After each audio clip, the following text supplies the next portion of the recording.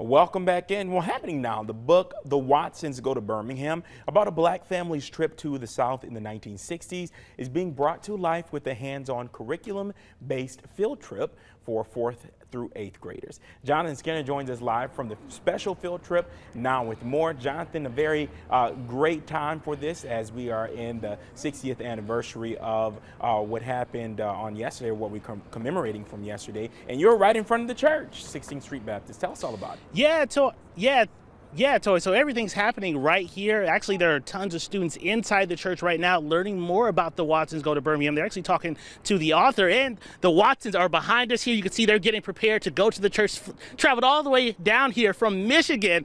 And we're also, of course, talking to Dr. Samantha Elliott Briggs from the Birmingham Civil Rights Institute. Dr. Briggs, thank you so much for being with us today. Oh my goodness, thank you so much for being here. We're so excited. Yeah, so how cool is it to have something like this, a hands-on, interactive experience for these kids to learn a lot about the history here? Listen, it is so important. History is what makes us. History is storytelling. History is what grounds and centers us. And so what a better way to celebrate and commemorate the events of 1963 than to kind of lighten it up a little bit with students and allow them to have a little fun with hands-on history.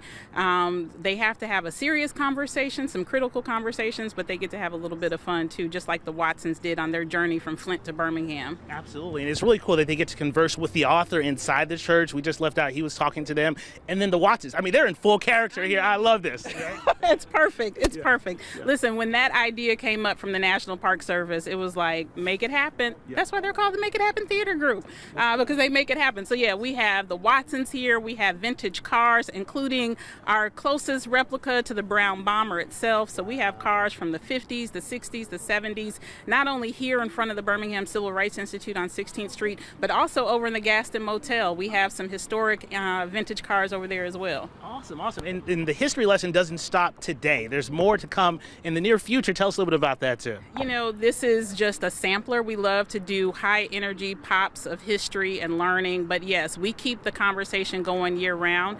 Anyone can, who didn't make it out today, or even those who are just getting little samples of our activities, they can dig into the National Park Service and to the Institute, as well as our other district partners for a longer, more intentional field trip.